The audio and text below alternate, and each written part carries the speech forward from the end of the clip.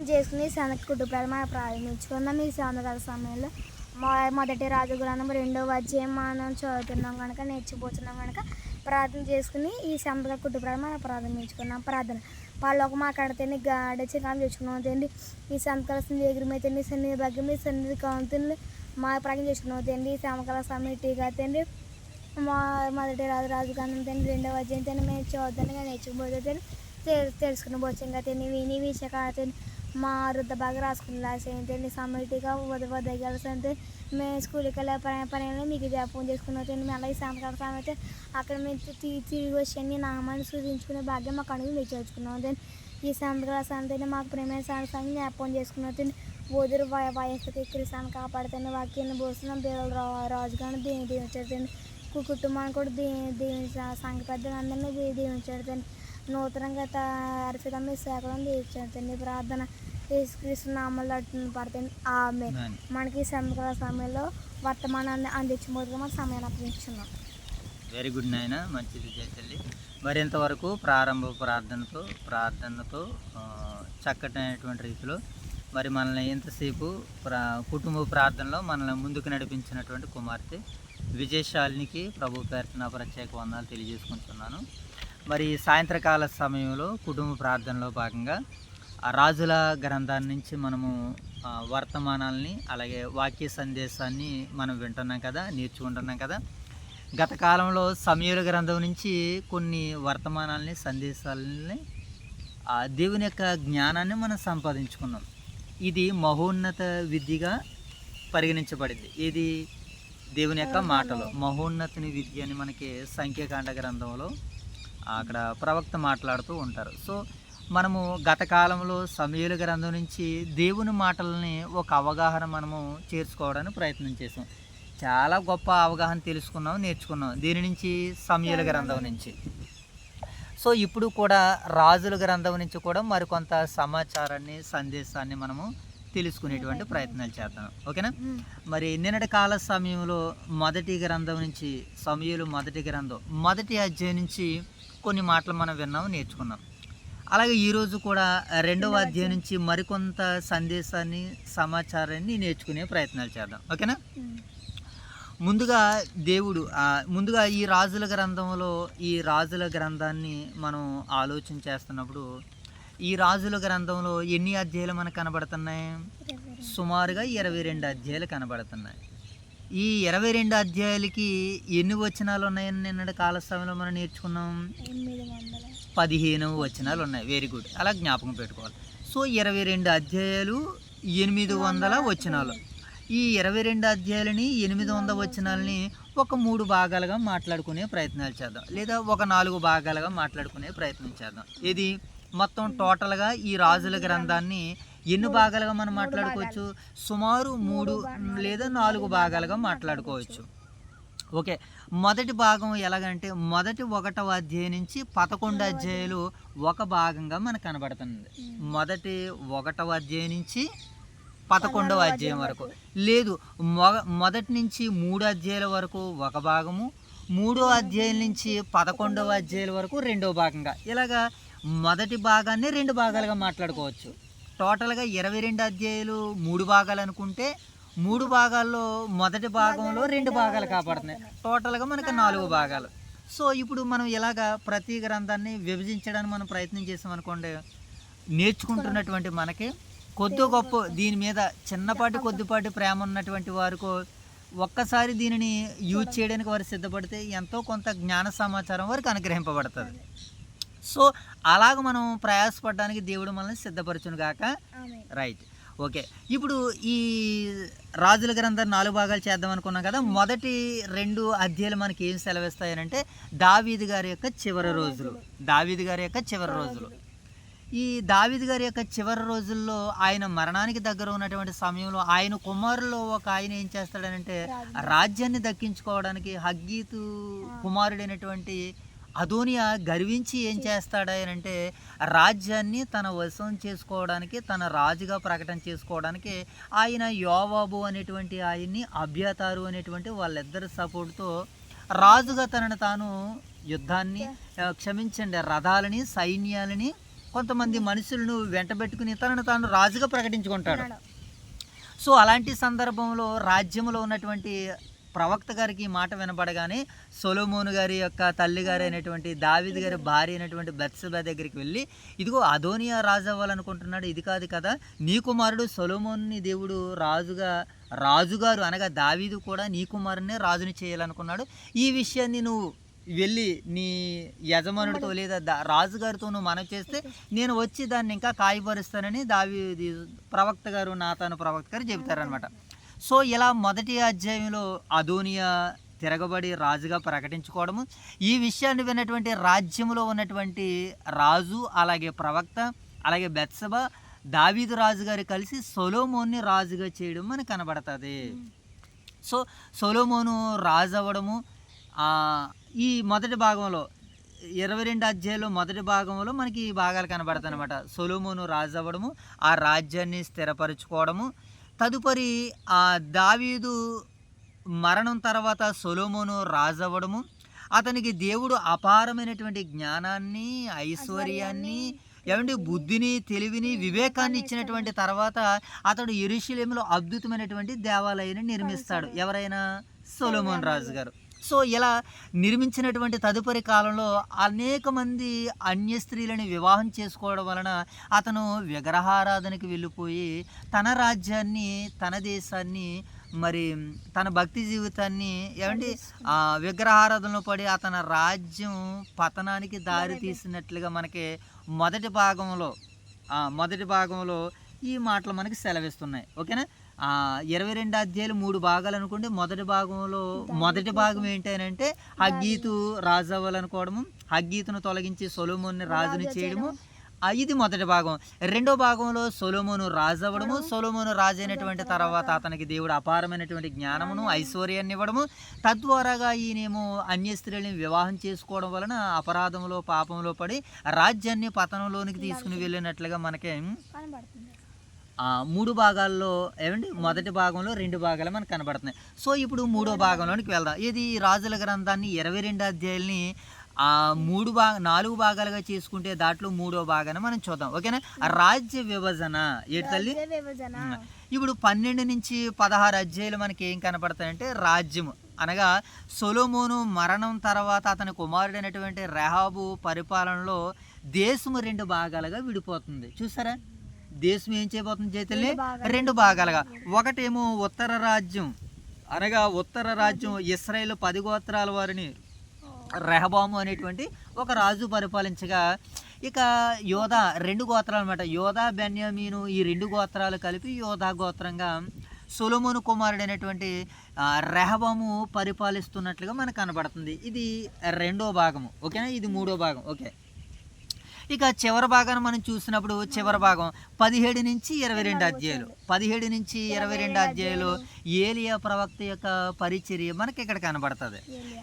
ఏలియా యొక్క పరిచర్య, ఏలియా యొక్క ఆయన కార్యాలు మనకి ఇక్కడ కనబడుతుంది అనమాట. ఇశ్రాయేల్ రాజులు ముఖ్యంగా ఆహాబు యెజబెలు వీళ్ళు బయలుదేవతను పూజిస్తూ దేవునికి దూరం అయిపోయారు. ఎవరు? యెజబెలు, ఆహాబు. వీళ్ళిద్దరు ఎవరంటే ఇశ్రాయేల్ రాజులు. వీళ్ళు రాజు కుటుంబానికి చెందినటువంటి వారు. వీళ్ళు ఏం చేస్తారంటే, ఆహాబు ఇశ్రాయేలుడే, అయితే ఈయన ఎవరిని చేసుకున్నాడు? అన్య స్త్రీని చేసుకున్నాడు. ఎక్కడనే తూరు సీదోనుల పట్టణపు ప్రాంతం వాసురాలు ఆవిడ. సో అక్కడ నుంచి వచ్చినటువంటి ఈమె తన ఆరాధ్య దైవం విలవేలుపు కుటుంబపు మనకి పితరుల కాలంలో మనం అక్కడ చూస్తాం. ఎవరో యాకోబు గారి యొక్క భార్య రాహేలు ఆవిడ తన గృహదేవతలను దొంగిలిస్తుంది. సో ఇక్కడ కూడా ఈ భాగంలో గృహదేవతలను తెచ్చుకుంటుంది. అక్కడి నుంచి యెజబెలు స్త్రీ, క్షమించండి, ఆహాబు భార్య యెజబెలు ఏం చేస్తారంటే తన యొక్క ప్రవక్తలను, బయలు ప్రవక్తలను, అషేర ప్రవక్తలను పోషిస్తూ దేశాన్ని, రాజ్యాన్ని భ్రష్టత్వం పట్టేస్తున్నటువంటి సమయంలో మరి ఏలియా గారి దేవుని తరపున వారిని దేవుని మార్గంలో తీసుకుని రావడానికి ఏలియా చేసినటువంటి పోరాటాలు, కర్మేలు పర్వతంపై దేవుని యొక్క అద్భుతాలు ఈ చివరి భాగంలో మనకు కనబడుతూ ఉంటుంటాయి. ఓకేనా. సో ఇది 22 అధ్యాయాల సారాంశం. ఓకే, 22 అధ్యాయాల సారాంశం. దీని 4 భాగాలు, 22 అధ్యాయాలు, 815 వచనాలు. సో టోటల్గా ఇంకా ఇది ఈ రాజుల గ్రంథం టోటల్గా మనకి ఏమని నేపథ్యంగా సెలవిస్తుందని అంటే, ఏమండి ఈ మొదటి రాజుల గ్రంథం ఈ ఇశ్రాయేలు చరిత్రలో సుమారు 150 సంవత్సరాల కాలాన్ని వివరిస్తుంది. ఎన్ని సంవత్సరాల కాలాన్ని? 150 సంవత్సరాల కాలం. దావీదు రాజు గారి యొక్క చివరి రోజులు, సొలొమోను గారి యొక్క పరిపాలన, దేశ విభజన మరియు ఏలియా వంటి ప్రవక్తల కాలము దేంట్లో ఉన్నాయి? దీంట్లో ఈ మొదటి రాజుల గ్రంథంలో ఉన్నట్లుగా మనము చూస్తున్నాం. ఓకేనా ఓకేనా జైతల్లి? ఇది ఈ అధ్యాయం యొక్క నేపథ్యంగా మనం చూడొచ్చు. ఓకే, ఇంకా ఈ అధ్యాయంలో మరి దేవుడు ఇంకా ఏమని ఈ అధ్యాయానికి సందేశం ఇస్తున్నాడని ఈ 22 అధ్యాయాల సందేశాన్ని మనం చూసినప్పుడు, దేవుని విశ్వసనీయత. దేవుడు తన వాగ్దానాలకు ఎల్లప్పుడూ నమ్మదగిన వాడు. కానీ రాజులు అవిధేయులైన దేవుడు దావీదు వంశాన్ని కాపాడుకుంటూనే వచ్చాడని ఈ మొదటి రాజుల గ్రంథం 22 అధ్యాయాలు మనకి సెలవిస్తున్నాయి. ఓకేనా? ఇక రెండవదిగా మనం చూసినప్పుడు ఆధ్యాత్మిక విధేయతకు ప్రాధాన్యత. ఎవరైతే దేవునికి ఆత్మీయంగా విధేయత చూపిస్తారో వారి పట్ల దేవుడు ఎలా ఉన్నాడంటే, ఏమండి ప్రపంచ జ్ఞానము ఐశ్వర్యము ఉన్నప్పటికీ సొలొమోను వలె దేవునికి భయపడి జీవించకపోతే అవి నాశనానికి దారి తీస్తాయని ఈ అధ్యాయాలు మనకి వివరణలు ఇస్తున్నాయి అన్నమాట. ఏమని వివరణలు ఇస్తున్నాయి? ఐశ్వర్యం ఉన్నప్పటికీ, ఏమండి ధనం ఉన్నప్పటికీ సొలొమోను ఏం చేయలేకపోయాడు, చివరికి దేవునికి అవిధేయుడైపోయాడు. కనుక అవిధేయుడైతే మన పరిస్థితి ఎలాగుంటుందో, విధేయత కలిగి ఉంటే మన పరిస్థితులు ఎలాగుంటాయో ఈ రాజుల గ్రంథాలు మనకి, రాజుల మొదటి గ్రంథం మనకి ఏమండి ఇక మనం చూసినప్పుడు ఏమండి పాపానికి పరిమాణాలు, అలాగే విగ్రహారాధన మరియు దేవుని ఆజ్ఞలను త్రోసిపుచ్చడము దేశ విభజనకు మరియు పతనానికి కారణమైనవి అని ఈ అధ్యాయాలు మనకి వివరణలు ఇస్తున్నాయి. ఓకేనా? పాపానికి పరిమాణాలు, విగ్రహారాధన, దేవుని ఆజ్ఞలను త్రోసిపుచ్చేయడం వలనే దేశము 2 భాగాలుగా విడిపోయింది, పతనానికి కారణమైంది. ఓకేనా అని ఈ అధ్యాయం మనకి సందేశాన్ని ఇస్తున్నాయి. ఓకే, ఇక ప్రవక్తల పాత్ర. ప్రవక్తల పాత్రగా మనం చూసినప్పుడు, దేవుడు తన ప్రజలను ఎల్లప్పుడూ ఒంటరిగా వదలలేదు. దేవుడు తన ప్రజలను ఏం చేయలేదు? ఒంటరిగా వదలలేదు. వారిని సరైన మార్గంలో నడిపించడానికి ప్రవక్తలను ఏర్పాటు చేసుకున్నట్లుగా ఈ 22 అధ్యాయాలు మనకి సందేశాన్ని ఇస్తున్నాయి. ఓకేనా? ఇక చివరి భాగాన మనం చూసినప్పుడు వివరాల్లోనికి వెళ్ళి మనం ఆలోచన చేస్తే ఈ 22 అధ్యాయాల వివరాన్ని మనం చూసినప్పుడు, ఏమండి ఈ గ్రంథం దేవునితో నిబంధన చేసిన ప్రజల చరిత్రను, ఈ గ్రంథం దేవునితో ప్రజలు చేసినటువంటి ఆ యొక్క నిబంధనను ఏమండి ప్రజలకు స్పష్టమైనటువంటి ఆజ్ఞలు ఇచ్చినట్లుగా మనకు కనబడుతుంది అనమాట. ఓకేనా? ఈ రాజుల గ్రంథం దేవునితో నిబంధన చేసిన ప్రజల చరిత్రను వాస్తవికంగా చూపిస్తుంది. దేవుడు ఇశ్రాయేలు ప్రజలకు అలాగే రాజులకు స్పష్టమైన ఆజ్ఞలు ఇచ్చాడు. ప్రజలకి ఇచ్చాడు, రాజులకి ఇచ్చాడు స్పష్టమైనటువంటి ఆజ్ఞలు. అయితే రాజులు ఏం చేశారంటే భౌతిక సంపద, రాజకీయ అధికారం వైపు మొగ్గి అన్య దేవతలను ఆరాధించడం ద్వారాగా దేవుని నిబంధన ఉల్లంఘించారు. దీని ఫలితంగా దేశము అంతర్గత కలహాలతో బలహీనపడింది. రాజులు తప్పు చేసినట్లే దేవుడు తన ప్రవక్తలను పంపి హెచ్చరించాడు. ఏమంటే రాజులు తప్పు చేసినప్పటికీ దేవుడు తన ప్రవక్తలను పంపించి ఏం చేశాడు? వారిని హెచ్చరించాడు. హెచ్చరించినటువంటి తర్వాత రాజులు మారలేదు, ప్రజలు మారలేదు. వారు ఎలా పతనానికి వెళ్ళిపోయారో రాజుల గ్రంథం మనకి స్పష్టంగా సెలవిస్తుంది. ఓకేనా? ఇది 22 అధ్యాయాల యొక్క నేపథ్యము, సారాంశము, సందేశాలు, వివరణ. ఓకే, టోటల్గా ఇప్పుడు మనము ఈరోజు వర్తమానంలోనికి వెళ్ళే ప్రయత్నాలు చేద్దాం. ఈరోజు మనం ఎక్స్పెషల్లీ 2వ అధ్యాయం నుంచి కొన్ని ప్రాముఖ్యమైనటువంటి సంగతులు మనం అధ్యయనం చేయబోతున్నాం. సో ఈ 2వ అధ్యాయాన్ని మనం ధ్యానం చేయడానికి ముందుగా మొదటి రాజుల గ్రంథం 1వ అధ్యాయంలో నిన్నటి కాల సమయంలో మనం విన్నటువంటి వర్తమానం ఏమిటి? ఏమని విన్నాం మనము? నిన్న ఏమని విన్నామంటే అదోనియా, అతను హగ్గీతు కుమారుడు అదోనియా అనేటువంటి అతను గర్వించి తనను తాను రాజు కావాలనుకున్నాడు. ఈ విషయంలో విన్నటువంటి రాజ్యంలో ఉన్నటువంటి ప్రవక్తలు అలాగే యాజకులు వీళ్ళందరూ కలిసి సమాచారాన్ని దావీదు గారికి అందించగానే దావీదు సొలొమోనుని రాజుగా నియమించాడు. రాజుగా నియమించినటువంటి తర్వాత ఎంత ఆర్భాటంగా ఆయన రాజు అయ్యాడు. గీషోనికి తీసుకుని వెళ్ళి ఆయనకి ఎలా పట్టాభిషేకం చేశారు. ఏమంటే యాజకుడు బెనాయా కలిపి ఆయనకి మరి అభిషేకాన్ని ఎలా చేశారు నాతాన్ గారు నిన్నటి కాల సమయంలో మనం విన్నాం. సో ఈరోజు వినబోతున్నటువంటి వర్తమానం ఏమిటంటే ఈరోజు దావీదు గారి యొక్క మరణపు చివరి దినాల్లో ఆయన ఉన్నారు. సో చివరి దినాల్లో ఉండడమే కాదు, ఈ రోజుతో ఆయన మరణిస్తున్నారు ఈ అధ్యాయంతో. ఏమండి ఎక్కడో మనం సమూయేలు గ్రంథంలో ఆయన పరిచయ భాగాన్ని మనం చూసాం కదా జయగడు. మొదటి సమూయేలు గ్రంథం నుంచి ఆయన యొక్క రాజ్యము, ఆయన యొక్క పరిపాలన, ఆయన యొక్క ఏమండి ఆయన యొక్క సామర్థ్యము, ఆయన యొక్క శక్తి, దేవుడు ఆయనని ఎలా స్థిరపరిచాడో, ఆయన్ని ఎలా గణపరిచాడో మరి దావీదు జీవితాన్ని ఎన్నో పర్యాలుగా చూసాం. ఆయన తప్పు చేసినప్పుడు దేవునికి ఎంత విధేయుడిగా అయ్యాడు.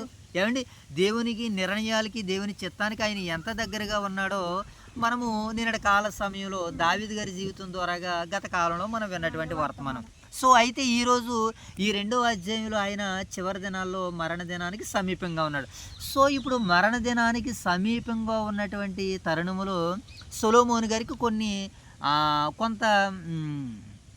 కొన్ని విలువైనటువంటి ప్రాముఖ్యమైనటువంటి సంగతులను చెప్తున్నాడు అనమాట. నాయన ఇది వరకు రాజ్యంలో పనిచేసినటువంటి యోవాబు విషయమై, ఏమండి షిమీ విషయమై, ఇంకా కొంతమంది ఉన్నారో వాళ్ళందరి విషయమై నువ్వు జాగ్రత్తగా ఉండాలి.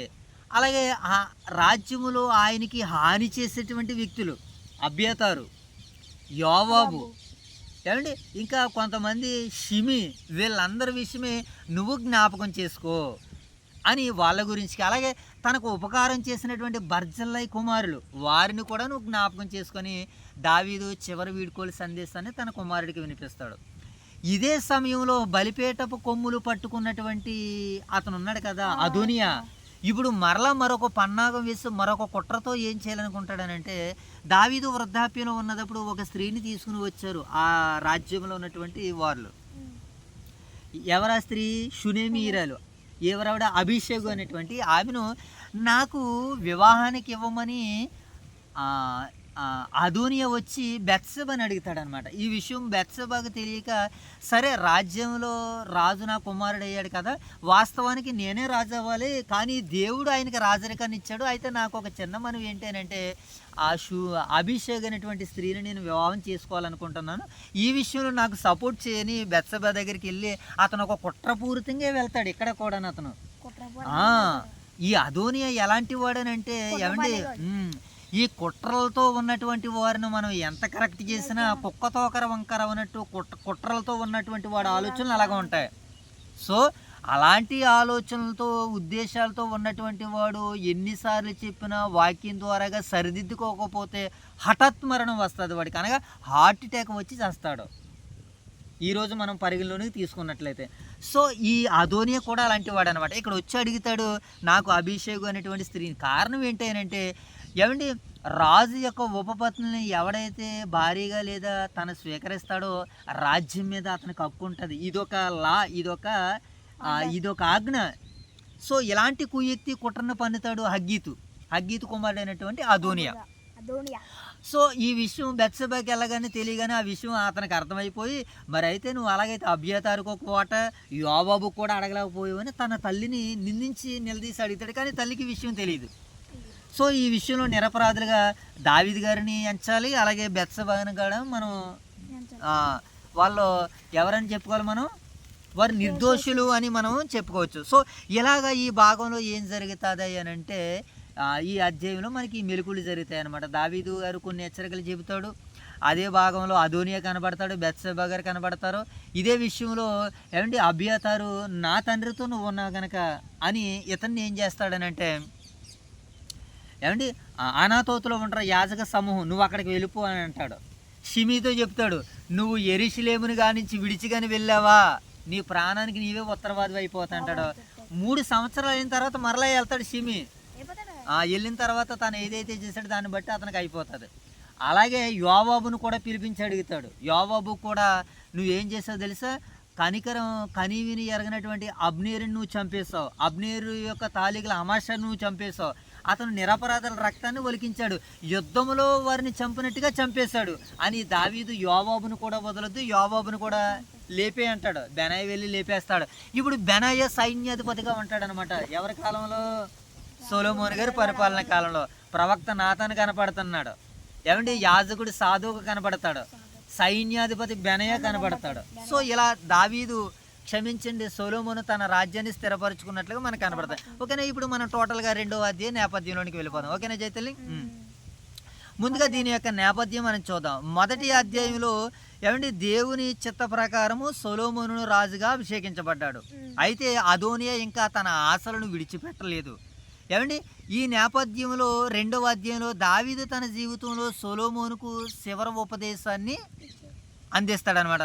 తర్వాత సొలొమోను తన రాజ్యాన్ని స్థిరపరచడానికి ఏమంటే అవసరమైనటువంటి నిర్ణయాలు తీసుకుంటున్నట్లుగా ఈ అధ్యాయం మనకి సెలవిస్తుంది. ఓకేనా, ఇది దీని యొక్క నేపథ్యం. సో ఇక ఈ భాగంలో మనకి ఎన్ని వచనాలు కనబడుతున్నాయి? ఎన్నమ్మా తల్లి? వెరీ గుడ్, 46 వచనాలు. సో ఈ 46 వచనాలని ఒక 4 భాగాలుగా మాట్లాడుకునేటువంటి ప్రయత్నాలు చేద్దాం. 4, 12, 46. ఓకేనా, సుమారుగా ఒక 10 వచనాలని ఒక్కొక్క భాగంగా మాట్లాడుకునేటువంటి ప్రయత్నం చేద్దాం. ఇప్పుడు సారాంశంలో మొదటి భాగాన్ని చూద్దాం. దావీదు చివరి ఉపదేశం. ఏంటైనా ఎందుకనంటే తాను మరణ వాంగ్మూలాన్ని ఇస్తున్నాడు. అతను చనిపోవడానికి ఇక చివరిగా దగ్గరగా ఉన్నాడు. ఏమంటే తన బిడ్డలకి ఏదైతే చెప్పాలో, తన రాజ్యం ఏ రీతిగా కట్టబడాలో, తన రాజ్యం ఎలా నిలిపినాడు దేవుడు, నీ రాజ్యం కూడా దేవుడు ఎలా నిలుపుతానంటున్నాడో ఈ భాగాలు మనకి వర్ణిస్తున్నాడు. ఆ భాగాలు మనం చూద్దాం. ఏమండి, దావీదు గారి యొక్క చివరి ఉపదేశం 1 నుంచి 12 వచనాల్లో ఈ భాగాలు మనకు కనబడతాయి. ఓకేనా జైతల్లి? దావీదు తన కుమారుడైనటువంటి సొలొమోనుతో ఎలా చెబుతున్నాడు? ఏమని? ధైర్యంగా ఉండు, దేవుని ధర్మశాస్త్రాన్ని పాటించు, దేవుని మార్గాల్లో నడు, అప్పుడు నీ రాజ్యము స్థిరపరచబడుతుంది. ఏమండి, యోవాబు చేసిన రక్త పనికి ఏమండి తగిన తీర్పు ఇవ్వి, ఆ తగిన తీర్పు ఇవ్వు అని యోవాబు విషయమే జ్ఞాపకం చేస్తున్నాడు. అలాగే బర్జైల్ కుమారులు తనకు చేసినటువంటి మేలులను జ్ఞాపకం చేస్తున్నాడు. ఎవరికి? సొలొమోను గారికి. ఎవరు జ్ఞాపకం చేస్తున్నారు? దావీదు గారికి జ్ఞాపకం చేస్తున్నాడు. ఇప్పుడు షిమీ విషయంలో కూడా జాగ్రత్తగా ఉండని హెచ్చరిస్తున్నాడు. ఎందుకనంటే ఒకానొక సమయంలో షిమీ ఏం చేశాడు? దావీదుని శపించాడు. సో అతని విషయంలోనూ జాగ్రత్తగా ఉండని 40 సంవత్సరాలు ఆయన పరిపాలన కాలాన్ని ముగించినట్లుగా ఈ భాగంలో 1 నుంచి 12 వచనాల్లో ఈ సారాంశంలో మొదటి భాగం మనకు సెలవిస్తుంది. సో ఇప్పుడు మొదటి భాగాన్ని మనం చదువుదాం. 1 నుంచి 12 వచనాలు. ఎన్ని? 12, 11 వచనాలు చదువుదాం. చదువు. మొదటి వచనం. దావీదునకు మరణకాలము సమీపింపగా అతడు తన కుమారుడైన సొలొమోనుకు ఎలాగూ ఆజ్ఞ ఇచ్చెను. లోకులందరూ పోవలసిన మార్గమును నేను పోవలసి చున్నాను. కాబట్టి నీవు ధైర్యము తెచ్చుకుని నిబ్బరము కలిగి నీ దేవుడైన యెహోవా నీకు అప్పగించిన దానిని కాపాడి ఆయన మార్గమును అనుసరించిన ఎడల నీవే పని పూనుకొనును, ఎక్కడ తిరిగినను అన్నింటిలో వివేకముగా నడుచుకొందువు. మోషే ధర్మశాస్త్రంలో వ్రాయబడిన దేవుని కట్టడలను, ఆయన నియమించిన ధర్మమంతటిని, ఆయన న్యాయ విధులను శాసనములను జ్ఞాపకము చేసుకొనుము. అప్పుడు నీ పిల్లలు తమ ప్రవర్తన విషయంలో జాగ్రత్తగా ఉండి నా ఎదుట తమ పూర్ణ హృదయముతోనూ పూర్ణాత్మతోనూ సత్యమును అనుసరించి నడుచుకొని ఎడల ఇశ్రాయేలు రాజ్య సింహాసనం మీద ఆసీనుడగవాడు ఒకడు నీకుండక మానడని యెహోవా నిన్ను గూర్చి ప్రమాణం చేసిన మాటను స్థిరపరచుము. ఏమండి, అయితే సెరియా కుమారుడైన యోవాబు నాకు చేసిన దానిని ఇశ్రాయేలు సేనాధిపతులకు నేరు కుమారుడైన అబ్నేయేతరు కుమారుడైనటువంటి అమాసాను వారిద్దరికీ అతడు చేసిన దానిని వెరుగుదు. అతడు వారిని చంపి యుద్ధమైనందట్లుగా సమాధాన కాలముందు రక్తము చిందించి దానిని తన నడికట్టు మీదను తన పాదరక్షకుల మీదను పడవేసును. నీకు తోచినట్లుగా అతనికి చేయవచ్చును గాని అతని నెరసిన తల వెంట్రుకలు సమాధికి నెమ్మదిగా దిగనీయవద్దు. అంటే అతను చేసినటువంటి అపరాధ భావాన్ని బట్టి అతని శిక్ష పడి అతను చంపబడాలి. వాస్తవానికి మేలనుడైనా సరే న్యాయ విషయంలో సరైనదిగా లేడు అని దావీదు తన రాజ్యంలో ఒక శాసనాన్ని తన కుమారుడికి ఇచ్చాడు. నువ్వు ఎలాగ చేయాలి యోవాబు విషయంలో. అలాగే నీ పిల్లలు యథార్థ ప్రవర్తన కలిగి ఉండాలంటే మోషే నియమించినటువంటి ధర్మశాస్త్రం నువ్వు పాటించాలి. అలా నువ్వు ఉండగలిగినట్లయితే నీ పిల్లలు సత్యాన్ని అనుసరిస్తారు. నీ పిల్లలు ఎప్పుడైతే సత్యాన్ని అనుసరిస్తారో నీ గర్భవాసంలో నుంచి ఎవరో ఒకరు రాజరికంగా వాళ్ళే ఇశ్రాయేలు ప్రజల్ని ఏలతారు. ఇది వాస్తవం అని చెబుతున్నాడు. అలాగే నేను చనిపోయినటువంటి తర్వాత నేను నీకు అప్పగించినటువంటి ఆ పనిని, ఆ బాధ్యతని, దేవుని పనిని నువ్వు కాపాడితే నువ్వు ఎక్కడికి వెళ్ళినా వివేకాన్ని పొందుకుంటావు, విజయాన్ని సాధిస్తావు అని కొన్ని మెలకువల్ని తన కుమారుడికి రాజ్య విషయాల్ని బోధించి ఆయన మరణిస్తున్నట్లే కనబడుతున్నాడు. మొదటి తన రాజ్యంలో కొంతమంది తిరుగుబాటుదారులు ఉన్నారు, కొంతమంది కుట్రదారులు ఉన్నారు. వాళ్ళ గురించి జ్ఞాపకం చేశాడు. వారిలో మొట్టమొదటి వాడు యోవాబును గురించి చెబుతున్నాడు. ఓకే, ఇక 6వ వచనాన్ని చదువుదాం. నీకు తోచినట్లుగా అతనికి చేయవచ్చును కానీ అతని తల వెంట్రుకలు సమాధికి నెమ్మదిగా దిగనీయవద్దు. నేను నీ సహోదరుడైన అబ్షాలోముతో ఏమండి అబ్షాలోములో నుండి ముందర నుండి పారిపోగా గిలాదుడైన బర్జిల్లై కుమారులు నాకు సహాయం చేయవచ్చురి. నీవు వారి మీద దయించి నీ బల్ల యొద్ద భోజనము చేయవారిలో ఒకనిగా చేర్చుకో. నేను మెఫీబోషెతును నా బల్ల దగ్గర భోజనంగా చేర్చుకున్నాను. నువ్వు కూడా కొంతమందిని నీ రాజ్యంలో, నా రాజ్యంలో ఉన్నవారిని జ్ఞాపకం చేస్తున్నావు. నీ తర్వాత కాలంలో కూడా నువ్వు పాటించవలసినవి, చేయవలసినవి నీ భోజనపు బల్ల దగ్గర కొంతమంది ఉండాలి అని జ్ఞాపకం చేస్తున్నాడు. ఇంకా తర్వాత మాట ఏమో వచ్చినము. మరియు బెన్యామీనుడైన గెరా కుమారుడు బహూరీము ఊరువాడైన షిమి నీ యొద్దనున్నాడు. నేను మహానాయమునకు వెళ్ళుచుండగా అతడు నన్ను శపించును. నన్ను ఎదుర్కొనుటకై అతడు యోర్దాను నది యొద్దకు దిగిరాగా యెహోవా తోడు, కత్తి చేత నేను నిన్ను చంపనని ప్రమాణం చేసేదిని. వానిని నిర్దోషినిగా ఎంచవద్దు. నీవు సుబుద్ధి గలవాడువు గనక వానిని ఏమి చేయవలనో అది నీకు తెలియను. వాని నెరిసిన తల వెంట్రుకలు రక్తముతో సమాధికి దిగజేయి. షిమీని కూడా ఏం చేయమంటున్నాడు? లేపేయని చెప్తున్నాడు. యోవాబుని ఏం చెప్తున్నాడు? లేపేమని చెప్తున్నాడు దావీదు గారు. సో దీనికి రాజ్యానికి సంబంధించినటువంటి విషయాల్లో భాగంగా ఇక్కడ కనబడుతుంది. మరి ఈ విషయంలో మనుషుల్ని ఇంతవరకు దావీదు ఒక మనిషిని చంపడం చాలా తన మనసు నొచ్చుకునేది కాదు. ఇక్కడ చంపడానికి డిసైడ్మెంట్ చేస్తున్నాడనంటే ఇది దావీదు ఉద్దేశమా, దేవుని ఉద్దేశం అన్నది మరి మనకి సైలెంట్గా ఉంది. ఈ విషయాన్ని మనం తెర మీదకి తీసుకుని రావాలి. ఎందుకంటే అంతకుముందు దావీదు విషయంలో మరణ వార్తలు వచ్చినా, మరణించే వారి గురించి చెప్పినా దావీదు చాలా జాగ్రత్త పడుతూ ఉండేటువంటి వాడు. అక్కడ షిమీని కూడా చంపుతానంటే ఒప్పుకోలేదు. దావీదుని అది ఏమండి ఎవరైనా సౌలుని చంపుతానంటే ఒప్పుకోలేదు. కనుక ఎలా అంటే చంపుతానన్నప్పుడు ఒప్పుకోలేనప్పుడు చివరి మరణ దినాల్లో ఎందుకు చంపమంటున్నాడు అన్నది మనం ఆలోచించాలి. మనం ఆలోచిద్దాం రాగడ దినాల్లో. సో ఇలా కొంతమంది చెప్తున్నాడు. ఇంకా అంటున్నాడు 11వ వచనమా 11వ వచనం. దావీదు ఇశ్రాయేలుని ఏలిన కాలము 40 సంవత్సరములు. హెబ్రోనులో అతడు 7 సంవత్సరములను, యెరూషలేములో 33 సంవత్సరములను ఏలెను. ఓకేనా? ఇది సారాంశంలో మొదటి భాగాన్ని మనం చూసాం. ఇక రెండో భాగాన్ని మనం చూద్దాం. అదోనియా చివరి ప్రయత్నం. ఇతను ఏం చేస్తున్నాడు? ముందు రాజు అవ్వాలనుకున్నాడు, ఆ ప్రయత్నం సక్సెస్ అవ్వలేదు. ఇప్పుడు రెండో ప్రయత్నం చేస్తున్నాడు. ఏంటంటే 13 నుంచి 25 వచనాల్లో ఈ భాగాలు కనబడతాయి. అదోనియా బెత్షెబా ద్వారా ఏమంటే దావీదు ఒప్పువచ్చినటువంటి అభిషేకును తనకు భారీగా అడుగుతాడు. ఇది సాధారణ వివాహ కోరిక కాదు, కానీ ఆ కాలంలో రాజుల ఉపపత్తిని వివాహం చేసుకోవడం ద్వారా రాజ్యంపై హక్కు ఉందని ప్రకటించబడమే. సొలొమోను ఈ కుట్రను గుర్తించి ఏం చేశాడు? ఏమండి అదోనియాని మరణానికి అప్పగిస్తున్నట్లుగా మనకి భాగాలు సెలవిస్తున్నాయి. ఇప్పుడు 11 నుంచి 25 వచనాలని సారాంశంలో రెండో భాగాన్ని మనం చదువుదాం. ఓకేనా? 12వ వచనం చదువున్నాను. 12వ వచనం. అప్పుడు సొలొమోను తన తండ్రి అయిన దావీదు సింహాసనం మీద ఆసీనుడు ఆయను. అతని రాజ్యము నిలకడగా స్థిరపరచబడెను. అంతలో హగ్గీతు కుమారుడైన అదోనియా సొలొమోను తల్లియగు బెత్షెబా యొద్దకు రాగా ఆమె సమాధానముగా వచ్చుచున్నావా అని అడిగెను. అతడు సమాధానముగానే వచ్చుచున్నానని చెప్పి నీతో చెప్పవలసిన మాట ఒకటి ఉన్నదనెను.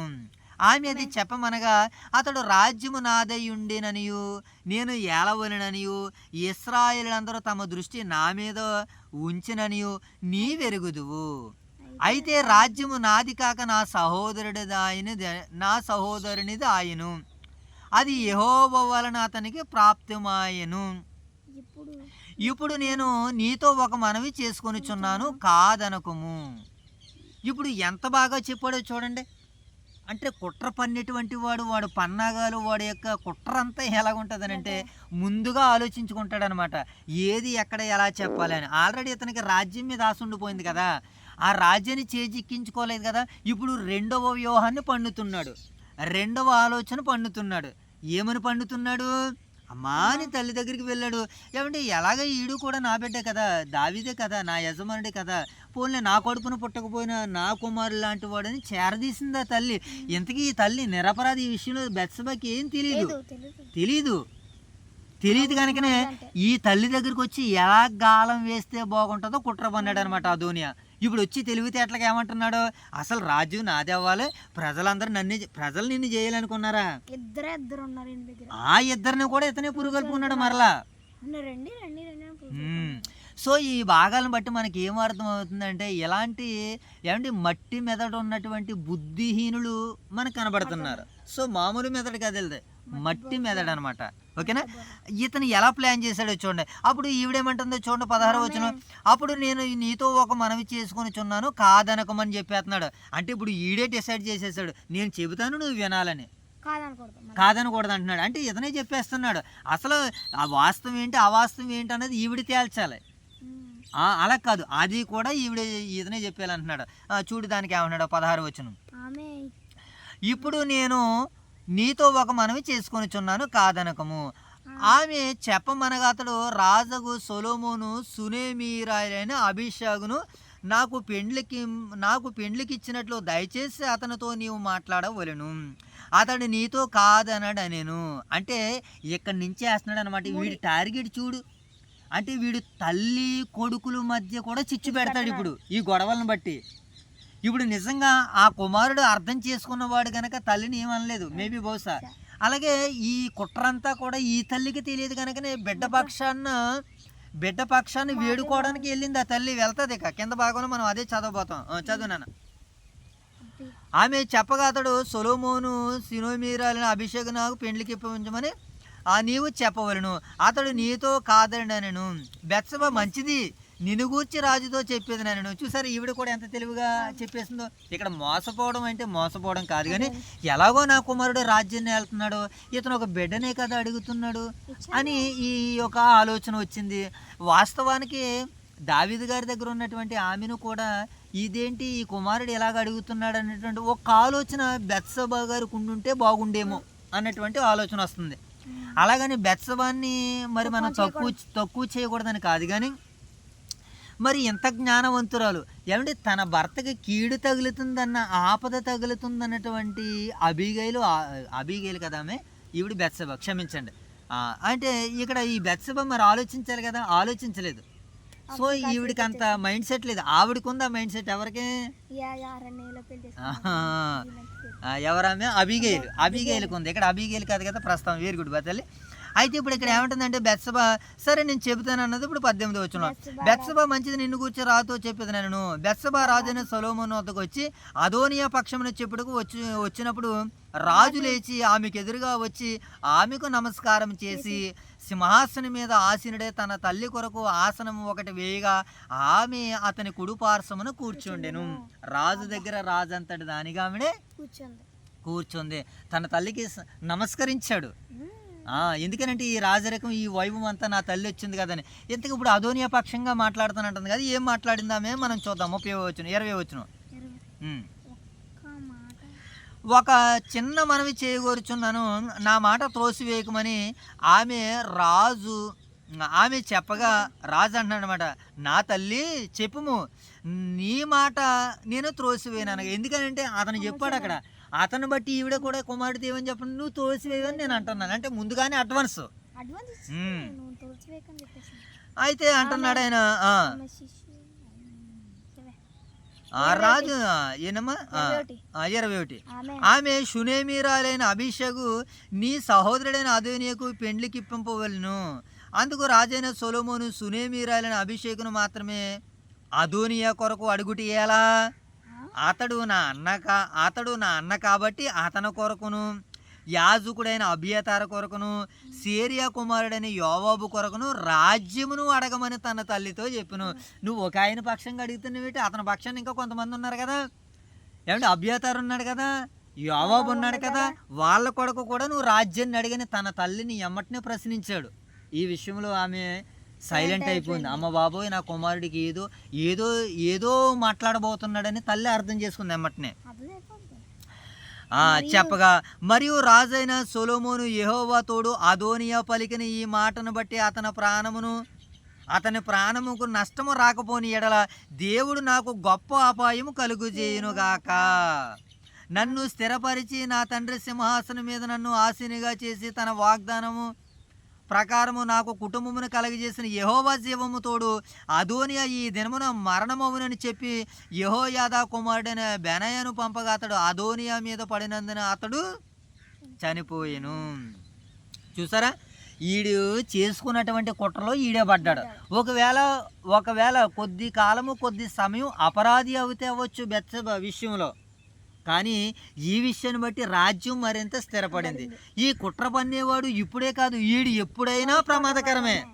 ఇప్పుడు ప్రమాదంలో పడిపోవడం, ఇప్పుడే స్టార్టింగ్లోని వీళ్ళు లేకపోవడం రాజ్యానికి ఏమంటే ఆ కుటుంబానికి మంచిదిగా మనకు కనబడుతుంది. సో ఇది సారాంశంలో ఎన్నో భాగము?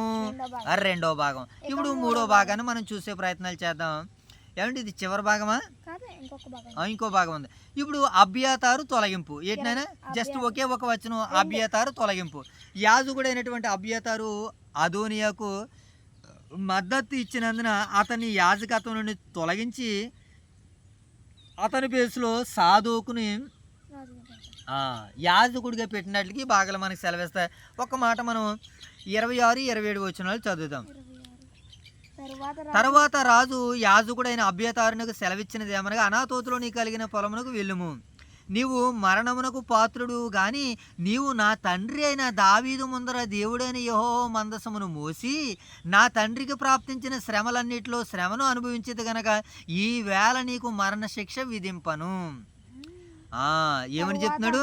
తర్వాత సొలొమోను అబ్యాతారును యెహోవాకు యాజకుడిగా ఉండకుండా తీసివేసును. అందువలన యెహోవా ఏలి కుటుంబంలో వచ్చిన షిలోహులో ప్రమాణం చేసిన మాట నెరవేరును. అంటే ఇక్కడ ఏం చేస్తాడు? అబ్యాతారుని యాజకత్వం నుంచి తొలగించేసి ఇప్పుడు ఎక్కడ పంపన్నాడో అనాతోతులోనికి వెళ్ళిపో, అక్కడ ఉన్నారు యాజకులు, వాళ్ళ దగ్గరికి వెళ్ళి మరలా నువ్వు నీ బుద్ధిని స్థిరపరచుకొని ఒక మాటని సెలవిచ్చినట్లుగా కాబడుతుంది. ఇది సారాంశంలో మూడో భాగము. ఇక చివరి భాగాన్ని మనం చూసే ప్రయత్నాలు చేద్దాం. ఏమో యోవాబుకు తీర్పు, యోవాబు అనమాట. సో ఓకేనా. ఇప్పుడు 36 నుంచి 46 వచనాలు, సుమారు 10 వచనాలు మనకు కనబడతాయి. యెరూషలేమును విడిచి వెళ్ళవద్దని ఆజ్ఞాపిస్తాడు. ఎవరికనంటే షిమీకి. ఓకేనా. ఏమంటే వెళితే మరణశిక్ష విధిస్తారని హెచ్చరిస్తాడు. ఓకే. ఇక 3 సంవత్సరాల తర్వాత షిమీ ఆజ్ఞ ఉల్లంఘిస్తాడు. అప్పుడు సొలొమోను అతనికి తీరుస్తాడు. ఏమంటే రాజ్యము సొలొమోను చేతిలో స్థిరపరచబడుతున్నట్లుగా మనకు కనబడుతుంది. సో ఇప్పుడు ఆ భాగాలు మనం చదువుదాం. ఏమంటే 36 నుంచి ఎన్ని వచ్చిన 26 నుంచి 42 వచనాల వరకు. 28 నుంచి 46. ఓకే, 28 నుంచి చూద్దాం. 28 నుంచి కదా, అంతే. యోవాబు అబ్షాలోము పక్షమున అవలంబింపకపోయినను యోవాబు అబ్షాలోము పక్షమును అవలంబింపకపోయినను అదోనియా పక్షమును అవలంబించి ఉండిన గనక ఈ వర్తమానములు అతనికి రాగా అతడు పారిపోయి యెహోవా గుడారమునకు జొచ్చి బలిపీఠముల కొమ్మును పట్టుకొనును. ఏమంటే ఇతను ఎవరికైతే సపోర్ట్ చేశాడో ఆ సపోర్ట్ చేసిన ఆయన కూడా బలిపేట కొమ్ములను పట్టుకున్నాడు, ఈయన కూడా బలిపేట కొమ్ములను పట్టుకుంటున్నాడు. చూసారా? ఎవరైనా యోవాబు పారిపోయి యెహోవా గుడారమునకు వచ్చి బలిపీఠమునొద్దనున్నాడన్న సంగతి రాజుకు సొలొమోనుకు వినబడగా సొలొమోను యెహోయాదా కుమారుడైన బెనయాను పిలిపించి నీవు వెళ్ళి నా మీద పడమని ఆజ్ఞ ఇచ్చును. బెనయా యెహోవా గుడారమునకు వచ్చి రాజు నిన్ను బయటికి రమ్మని సెలవిచ్చినని యోవాబుతో అనెను. అతడు అది కాదు, నేను ఎక్కడే చచ్చేదనగా బెనయా తిరిగి రాజునద్దకు వచ్చి యోవాబు తనతో చెప్పిన మాట రాజునకు తెలియజేసును. అందుకు రాజు ఎట్లనను, అతడు నీతో చెప్పినట్లుగా చేయము. అతడు దారపోసిన నిరపరాధుల రక్తమును నా మట్టుకును నా తండ్రి కుటుంబముల మట్టుకును పరిహారము చేయుటకే అతనిని పాతి పెట్టుము. నేరు కుమారుడైన నేరు కుమారుడును ఇశ్రాయేలు వారి సమూహాధిపతి అయినటువంటి అబ్నేరును, యెతెరు కుమారుడైన యోధా వారి సైన్యాధిపతి అయినటువంటి అమాసాను తనకంటే నీతిపరులను యోగ్యులనగు ఈ ఇద్దరు మనుషుల మీద పడి యోవాబు తండ్రి అయిన దావీదు ఎరగకుండా కత్తి చేత వారిని చంపివేసిన గనక ఇలాగ అతడు ధారపోసిన రక్తము యెహోవా అతని మీదకే రప్పించును. అతని సంతతి వారును సదాకాలము ఉత్తరవాదులు కానీ దావీదునకును అతని కుటుంబానికి అతని కుటుంబీకులను అతని సింహాసనమునకును సమాధానము యెహోవాలని ఎన్నటెన్నకని కలిగి ఉండును. కాబట్టి యెహోయాదా కుమారుడైన బెనయ వచ్చి అతని మీద పడి అతన్ని చంపగా అతడు అరణ్యమందుండు తన ఇంటిలో పాతి పెట్టబడెను. సో ఈ రీతిగా యోవాబు మరణం కనబడుతుంది మనకి. యోవాబు ఎంత గొప్పగా ఎంత చక్కగా దావీదు గారికి సేవ చేశాడు అంటే చాలా బహుగా గొప్పగా సేవ చేశాడు. అయితే చివరి కాలం దగ్గరికి రాబోయేసరికి ఇక్కడ అతను పాపములు అపరాధములు తప్పులు పడిపోయినట్లుగా నిర్ణయములో ఆలోచనలో మనకు కనబడుతుంది. సో వీళ్ళ ఇద్దరిని మరణాలని రక్తాన్ని చిందించాడు. కానీ ఈ సమయంలో దావీదుని వేడుకుంటే దావీదు గారితో కలిసి ఉంటే లేదా అదోనియాకి మద్దతు పలికాడు, తర్వాత తప్పని తెలిసింది. ఇప్పుడు సొలొమోను దగ్గర కానీ వెళ్ళుంటే ఒకవేళ అబ్యాతారుని ఎలాగైతే పంపించాడో ఈయనకి కూడా క్షమాభిక్ష పెట్టి అలాగే పంపించదు. షిమీని ఎలాగైతే క్షమించాడో ఇతన్ని కూడా అలాగే క్షమించి కొంతకాలం గొడవిద్దుడు. కానీ ఆ గొడుగుని రప్పించుకోలేదు. రాజు వచ్చాడు బలిపేట కొమ్ముల దగ్గర, నేను ఇక్కడే చచ్చిపోతాను అన్నాడు. అంటే చావడానికి కూడా సిద్ధపడ్డాడే కానీ మనసును మార్చుకోవడానికి ఆయన అని ఈ భాగాలు మనకు అర్థమవుతున్నాయి. ఎంతో గొప్ప ధీరుడండి ఎవరైనా యోవాబు. చాలా ధీరుడు, సూర్యుడు. అయితే ధీరుడు సూర్యుడు ఏం చేశారంటే ఇద్దరు మరణాలను బట్టి తన ధీరత్వాన్ని వీరత్వాన్ని సూరత్వాన్ని సున్నా చేసుకున్నాడు ఆయన. సో అదే అంటాడు జ్ఞాని అయినటువంటి సొలొమోను, కొంచెం బుద్ధిహీనత త్రాసులో వేసిన ఎడల జ్ఞానమును ఘనతను తేలజేస్తాయట. నేను ఏదైనా వాక్యంలో పొరపాట్లు ఒకవేళ తప్పు చెప్పాను అనుకో, నాకున్నటువంటి ఆ ఘనత జ్ఞానాన్ని బుద్ధిహీనత ఏం చేస్తారంటే పైకి తెగొడుతుంది. సో మనం అలా ఉండకూడదు అబ్యాతారు వలె.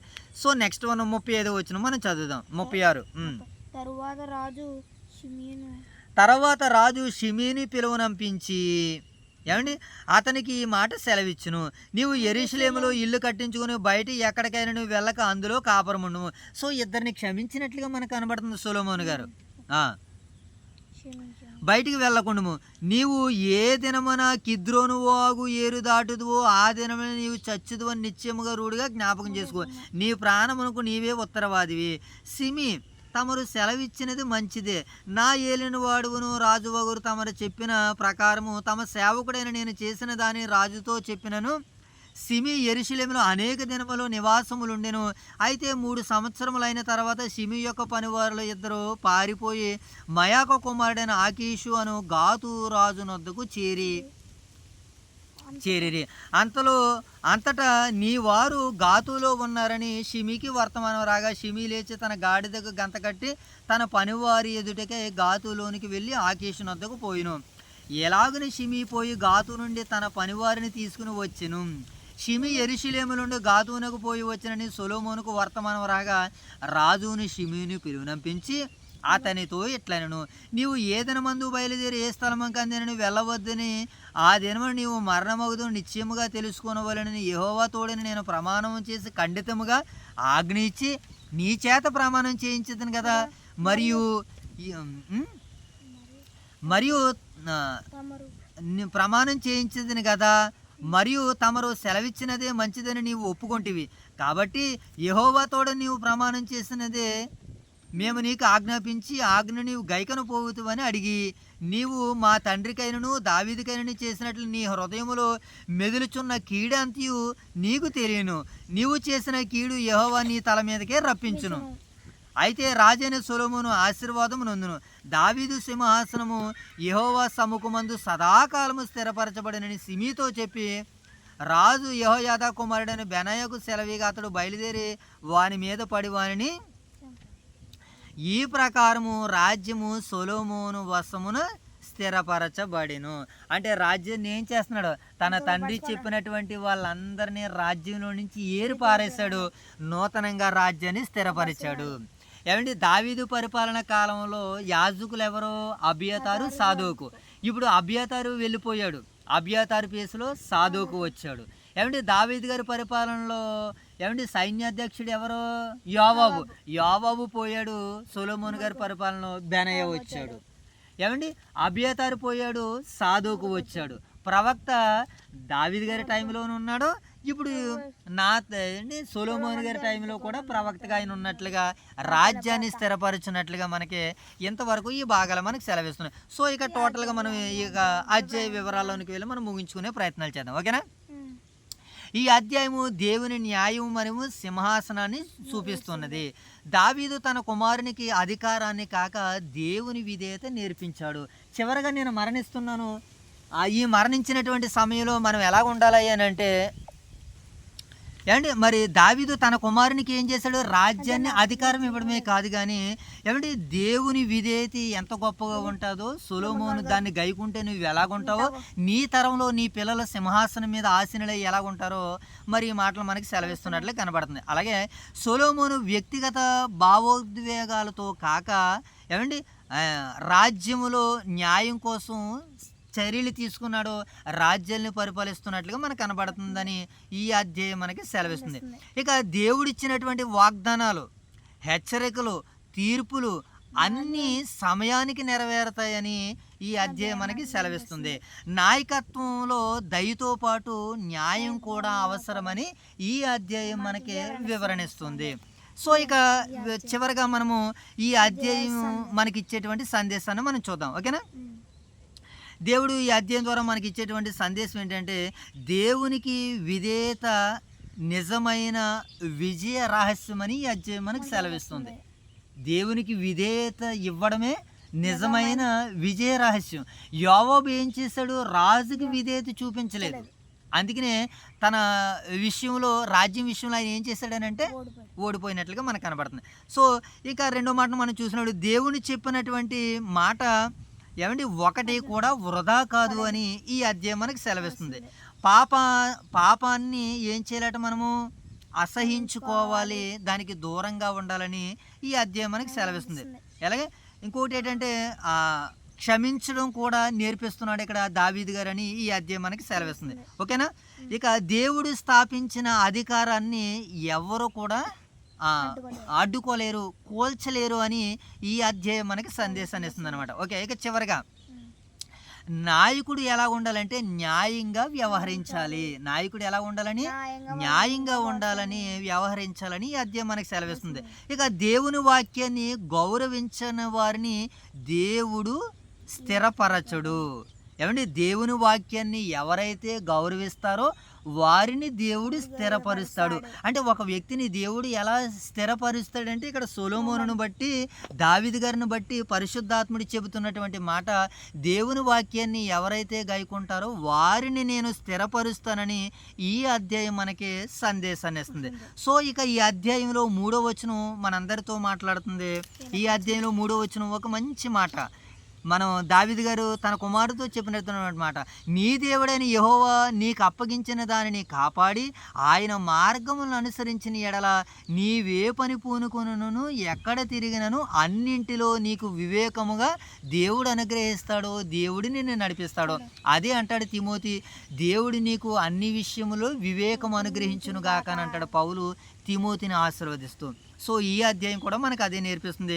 దేవునికి విధేయతతో నడిచినటువంటి సొలొమోను రాజ్యాన్ని స్థిరపరచగా ఇప్పుడు తిరుగుబాటు చేసిన వారు తమ కార్యాల ప్రకారంగా తీర్పు పొందిన వారిగా మనకు కనబడుతున్నారని ఈ అధ్యాయం మనకు సెలవిస్తుంది. ఓకే, మరి ఎంతవరకు విన్న ఈ చక్కటి వాక్యాన్ని దేవుడు మన వినికిడిలో ఫలింపజేయను గాక. ఆమెను ప్రార్థన చేసుకుని ఈ రాత్రికాల కుటుంబ ప్రార్థన ముగించుకుందాం. ఓకేనా, ప్రార్థన చేసుకుందాం. మహాగణుడ, మహోన్నతుడ, సర్వోన్నతుడ, మీ కృతజ్ఞతలు. ఈ రోజునైనా తండ్రి మొదటి రాజుల గ్రంథం 2వ అధ్యాయం ద్వారాగా చక్కటి నాయన జ్ఞానవాక్కులు మీరు మాకు అనుగ్రహించారు, వినిపించారు, నేర్పించారు, తెలియజేశారు ప్రభా. ఈ విన్నబడమైనటువంటి వాక్యం మా వినుకుడిలో 30దంతలుగా, 60దంతలుగా, 100అంతలుగా ఫలించుటకు సహాయాలు తెచ్చండి.